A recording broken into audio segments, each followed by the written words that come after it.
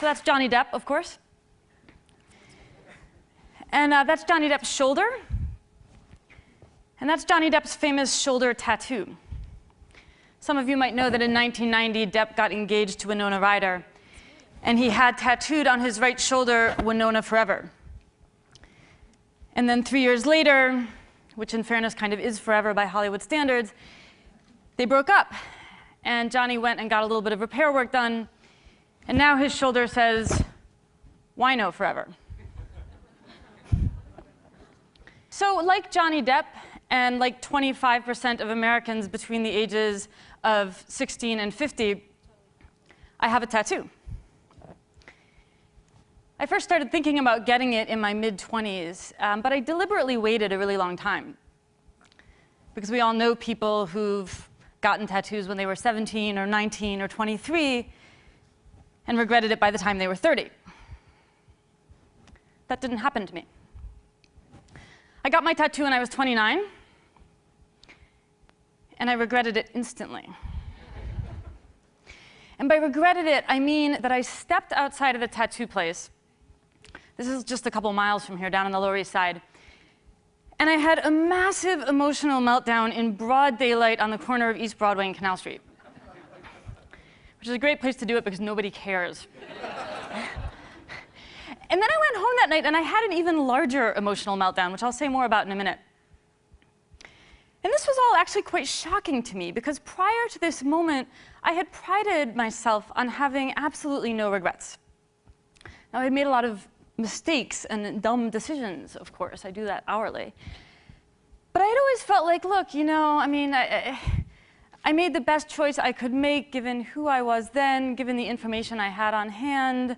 I learned a lesson from it. It somehow got me to where I am in life right now, and okay, I wouldn't change it. In other words, I had drunk our great cultural Kool-Aid about regret, which is that lamenting things that occurred in the past is an absolute waste of time, that we should always look forward and not backward, and that one of the noblest and best things we can do is strive to live a life free of regrets. This idea is nicely captured by this quote: "Things without all remedy should be without regard. What's done is done."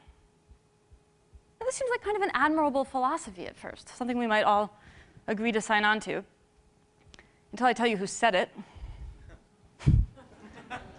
Right, so this is Lady Macbeth basically telling her husband to stop being such a wuss for feeling bad about murdering people. And as it happens, Shakespeare was onto something here, as he generally was, because the inability to experience regret is actually one of the diagnostic characteristics of sociopaths. It's also, by the way, characteristic of certain kinds of brain damage. So people who have damage to their orbital frontal cortex seem to be unable to feel regret in the face of even obviously very poor decisions. So if, in fact, you want to live a life free of regret, there is an option open to you. It's called a lobotomy. But if you want to be fully functional and fully human and fully humane, I think you need to learn to live not without regret, but with it. So let's start out by defining some terms. What is regret? Regret is the emotion we experience when we think that our present situation could be better or happier if we had done something different in the past. So in other words, regret requires two things. It requires, first of all, agency. We had to make a decision in the first place. And second of all, it requires imagination. We need to be able to imagine going back and making a different choice, and then we need to be able to kind of spool this imaginary record forward and imagine how things would be playing out in our present.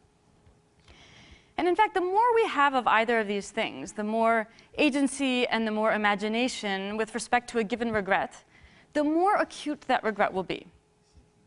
So let's say, for instance, that you're on your way to your best friend's wedding, and you're trying to get to the airport, and you're stuck in terrible traffic, and you finally arrive at your gate, and you've missed your flight. You're going to experience more regret in that situation if you missed your flight by 3 minutes than if you missed it by 20. Why? Well, because if you miss your flight by 3 minutes, it is painfully easy to imagine that you could have made different decisions that would have led to a better outcome. I should have taken the bridge and not the tunnel. I should have gone through that yellow light. These are the classic conditions that create regret. We feel regret when we think we are responsible for a decision that came out badly, but almost came out well.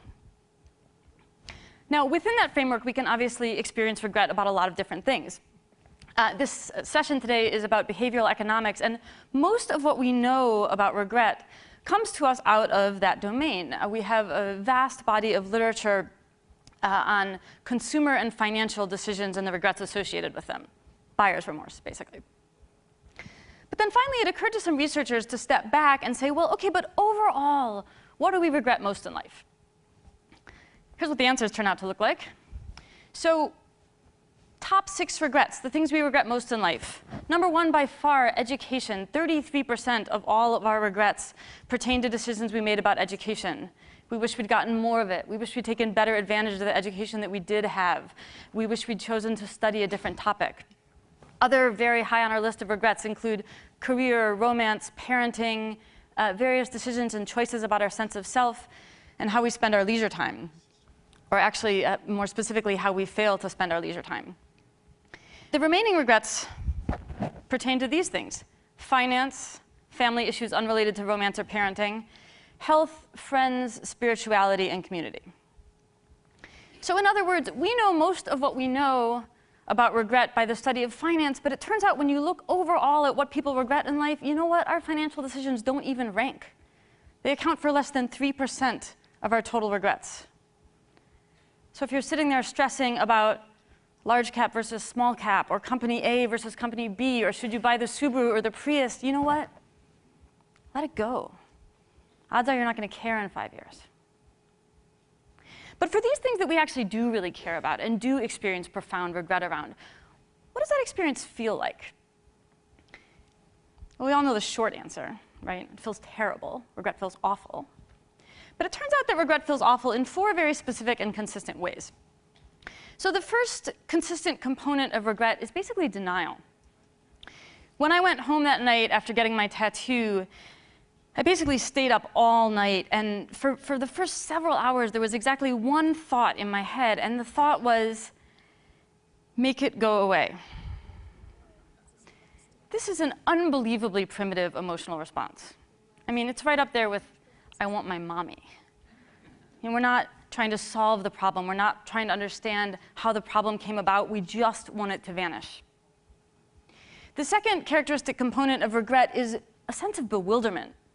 So the other thing I thought about there in my bedroom that night was, how could I have done that? What was I thinking?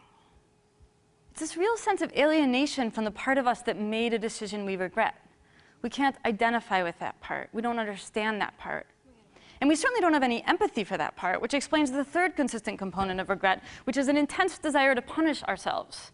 That's why in the face of our regrets, the thing we consistently say is, I could have kicked myself.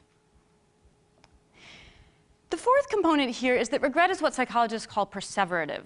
To perseverate means to focus obsessively and repeatedly on the exact same thing. Now, the effect of perseveration is to basically take these first 3 components of regret and put them on an infinite loop. So it's not that I sat there in my bedroom that night thinking, make it go away. It's that I sat there and I thought, make it go away, make it go away, make it go away, make it go away. So if you look at the psychological literature, these are the 4 consistent defining components of regret. But I want to suggest that there's also a 5th one. And I think of this as a kind of existential wake-up call. That night in my apartment, after I got done kicking myself and so forth, I lay in bed for a long time, and I thought about skin grafts.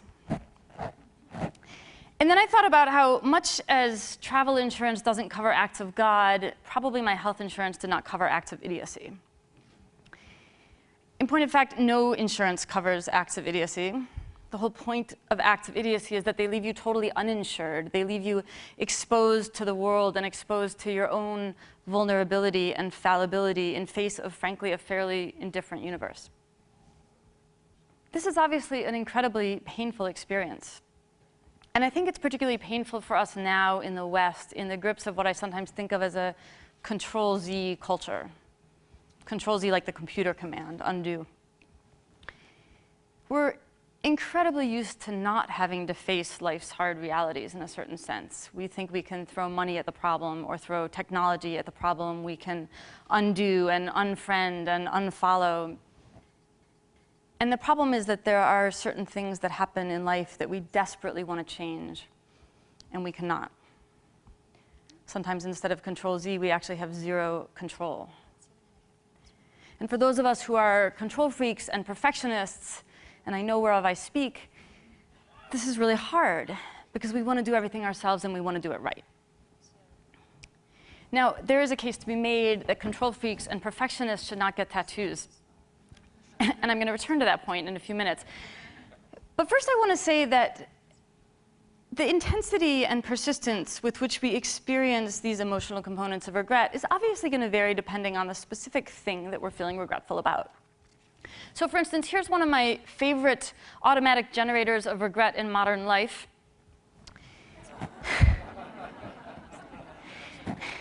Right, and the amazing thing about this really insidious technological innovation is that even just with this one thing, we can experience a huge range of regret. You know, you can accidentally hit reply all to an email and torpedo a relationship. Or you can just have an incredibly embarrassing day at work.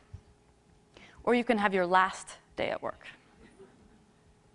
And this doesn't even touch on the really profound regrets of life. Because of course, sometimes we do make decisions that have irrevocable and terrible consequences, either for our own or for other people's health and happiness and livelihoods, and in the very worst case scenario, even their lives. Now, obviously, those kinds of regrets are incredibly piercing and enduring. I mean, even the stupid reply all regrets can leave us in a fit of excruciating agony for days. So how are we supposed to live with this?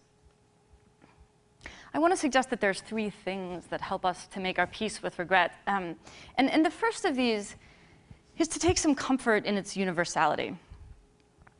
If you Google regret and tattoo, you will get 11.5 million hits. The FDA estimates that of all the Americans who have tattoos, 17% of us regret getting them. That is Johnny Depp and me and our 7 million friends. And that's just regret about tattoos. We are all in this together. The second way that we can help make our peace with regret is to laugh at ourselves. Now, in my case, this really wasn't a problem because it's actually very easy to laugh at yourself when you're 29 years old and you want your mommy because you don't like your new tattoo. But it might seem like a kind of cool or glib suggestion when it comes to these more profound regrets. I don't think that's the case, though. All of us who've experienced regret that contains real pain and real grief understand that humor, and even black humor, plays a crucial role in helping us survive. It connects the poles of our lives back together, the positive and the negative, and it sends a little current of life back into us. The third way that I think we can help make our peace with regret is through the passage of time, which, as we know, heals all wounds, except for tattoos, which are permanent. So it's been several years since I got my own tattoo, and do you guys just want to see it? All right. Actually, you know what? I should warn you. You're going to be disappointed, because it's actually not that hideous. Right? I didn't tattoo, you know, Marilyn Manson's face on some indiscreet part of myself or something. When other people see my tattoo, for the most part, they like how it looks. It's just that I don't like how it looks. And as I said earlier, I'm a perfectionist. But I'll let you see it anyway.